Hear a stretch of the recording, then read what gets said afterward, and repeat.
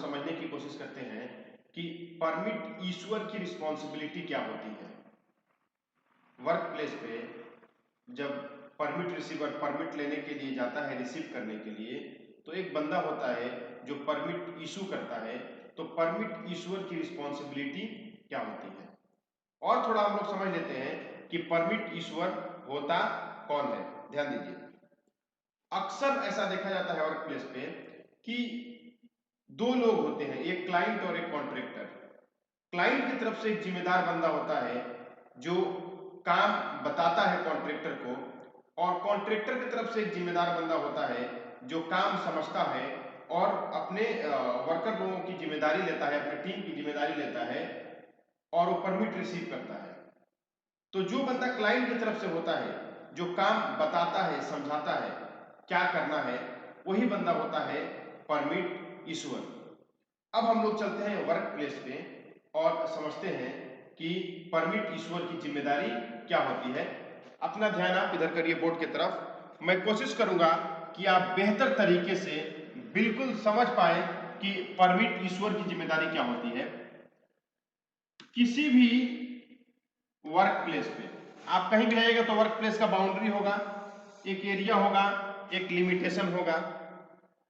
Suppose करिए वो work place यही है जो मैं येलो लाइन में जो बाउंड्री मैं यहाँ पे लिया हूं, और यहाँ पे बहुत सारे जगह है जहाँ पे प्लांट है, यहाँ पे कुछ काम हो रहा है,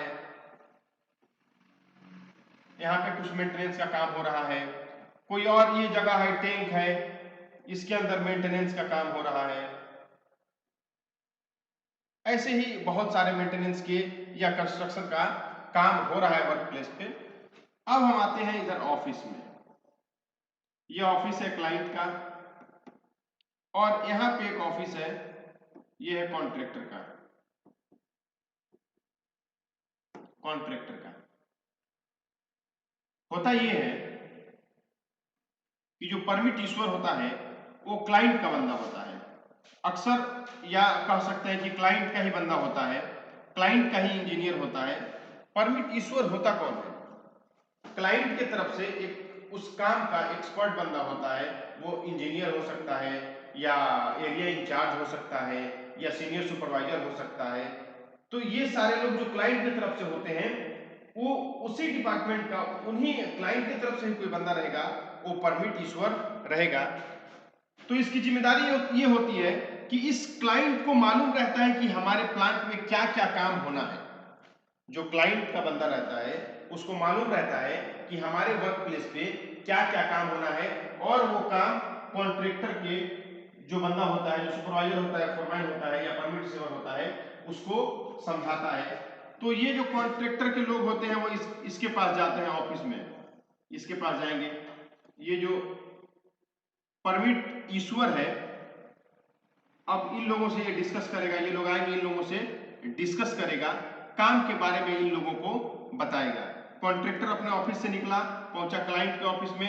क्लाइंट में जो परमिट इशू करने वाला बंदा है वो काम के बारे में समझाएगा। अब हम लोग एक तरफ नोट करते जा रहे हैं कि ईश्वर की जिम्मेदारी क्या होती है। तो जो सबसे पहला जिम्मेदारी होता है परमिट ईश्वर का, वो होता है डिस्क्राइब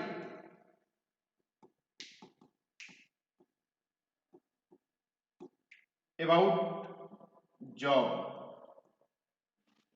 या बोल सकते हैं explain about job. Permit issuer जो कॉन्ट्रैक्टर होते हैं उनको ये बताता है कि एग्जैक्ट काम क्या करना है, पाइप को ओपन करना है या पाइप को बंद करना है, क्या मेंटेनेंस करना है, कितना ज्यादा करना है, कैसे करना है, उसके बारे में वो डिस्क्राइब करेगा। जॉब को, जो भी काम रहेगा उसको क्या करेगा, डिस्क्राइब करेगा। फिर जब ये काम समझा दिया तो इस काम के रिगार्डिंग जो ये कॉन्ट्रैक्टर के बंदे हैं, जो ये कॉन्ट्रैक्टर है, बोल सकते हैं कॉन्ट्रैक्टर का फोरमैन, सुपरवाइजर या परमिट रिसीवर, जो भी बंदा हो, इनको इसके रिगार्डिंग डॉक्यूमेंट के बारे में बताएगा कि क्या क्या डॉक्यूमेंट चाहिए उस काम को करने के लिए। तो जॉब के बारे में बताएगा। दूसरा,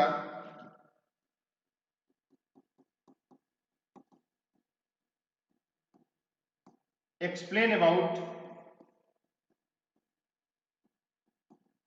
डॉक्यूमेंट, कि जो काम करने जा रहे हो इसके लिए क्या क्या चीजें होनी चाहिए, कौन सा परमिट होगा, इसके लिए जेएसए होगा, इसके लिए हीरा होगा, इसके लिए और भी बहुत सारे डॉक्यूमेंट होते हैं, चेकलिस्ट वगैरह वर्क प्लेस पे, वो क्या क्या होगा, वो परमिट जो ईश्वर होगा, ये जो ईश्वर है परमिट ईश्वर,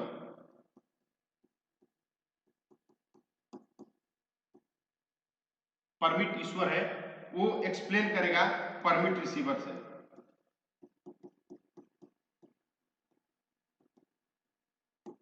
रिसीवर से तो पहले तो काम जॉब के बारे में एक्सप्लेन करेगा, तुम लोगों को करना क्या है।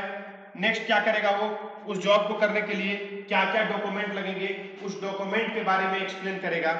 उसके बाद क्या करेगा, ये दोनों लोग मिलके अब जाएंगे वर्क प्लेस पे। सपोज करिए यहाँ पे काम करना है, तो ये दोनों लोग यहाँ पे पहुंचेंगे, ईश्वर और रिसीवर। ये जो हम पढ़ रहे हैं ना टॉपिक, ऑटोमेटिक हम परमिट ईश्वर की रिस्पॉन्सिबिलिटी पढ़ रहे हैं और परमिट रिसीवर की भी रिस्पॉन्सिबिलिटी इसके साथ साथ वो भी चल रही है। अगर आप ध्यान दीजिएगा तो परमिट ईश्वर की रिस्पॉन्सिबिलिटी के साथ साथ परमिट रिसीवर की रिस्पॉन्सिबिलिटी के बारे में भी आप सीख जाइएगा। तो परमिट ईश्वर आता है यहाँ पे वर्क प्लेस पे, और जो परमिट रिसीवर होता है इसके साथ ये लोग इंस्पेक्शन करते हैं।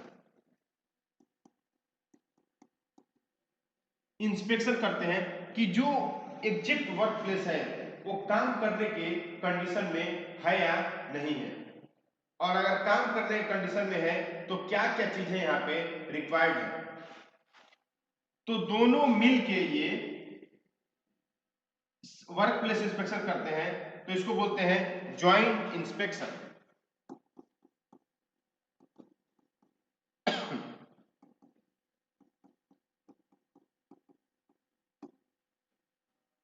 परमिट ईश्वर रिसीवर के साथ मिलकर के ज्वाइंट इंस्पेक्शन करता है। इसके बाद लेटर,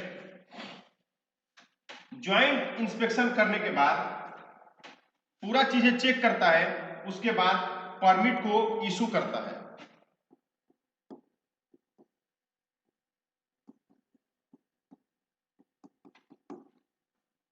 यानी अब ईश्वर इस बात की जिम्मेदारी ले रहा है कि जिस वर्क प्लेस पे काम हो रहा है वो वर्क प्लेस काम करने के लिए बिल्कुल सेफ है, जो चीजें वहां पे होनी चाहिए वो सारी चीजें वहां पे मौजूद हैं। लेटर इशू कर दिया, इशू करने के बाद यहाँ पे जो परमिट रिसीवर है ये अपने टीम के साथ वर्क प्लेस पे पहुंचेगा।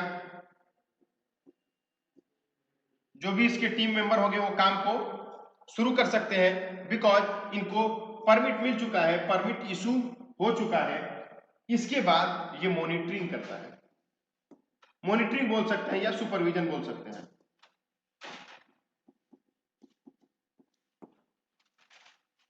आके ये बीच बीच में ये चेक करता है, विजिट करता है, घूमता है कि जैसा वर्क प्लेस सेफ मैं दिया हूं काम करने के लिए, क्या ये लोग काम कर रहे हैं, तो कुछ बदलाव तो नहीं कर रहे हैं, वैसा ही काम कर रहे हैं, कुछ गलत तो नहीं हो रहा है। तो इसके लिए ये इशू करने के बाद वर्क प्लेस पे सुपरविजन करता है, मॉनिटरिंग करता है।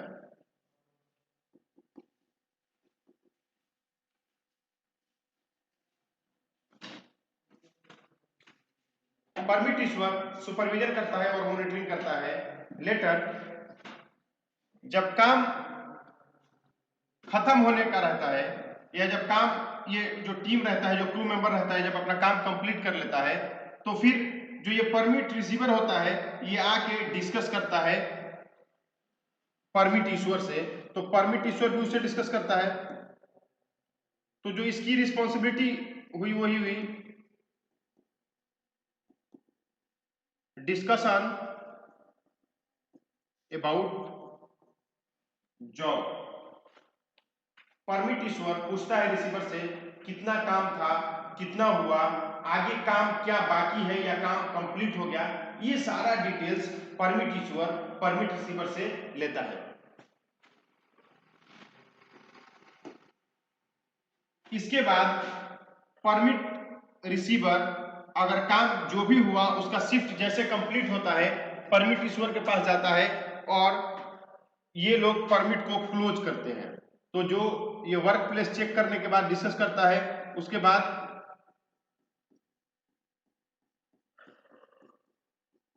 परमिट इश्यूअर वर्क प्लेस को चेक करता है और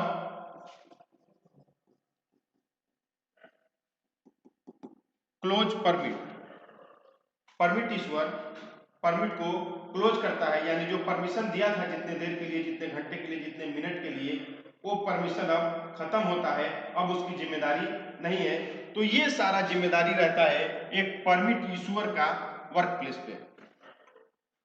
ध्यान दीजिए, ये एग्जैक्ट जो आपको जानकारी दिया जा रहा है, ये एग्जैक्ट सिनारियो है हर वर्क प्लेस का। मुझे ऑलमोस्ट 10 ईयर प्लस एक्सपीरियंस है और बहुत सारा वर्क प्लेस में विजिट किया हूँ। सारे वर्क प्लेस पे परमिट इश्यूअर का जो जिम्मेदारी रहता है लगभग ऐसा ही रहता है। अगर इतने पॉइंट आप अपने माइंड में बैठा ले रहे हैं, आप अपने जहन में, अपने दिमाग में इतने पॉइंट बैठा ले रहे हैं, तो आप एज ए परमिट इश्यूअर काम कर सकते हैं। Thank you.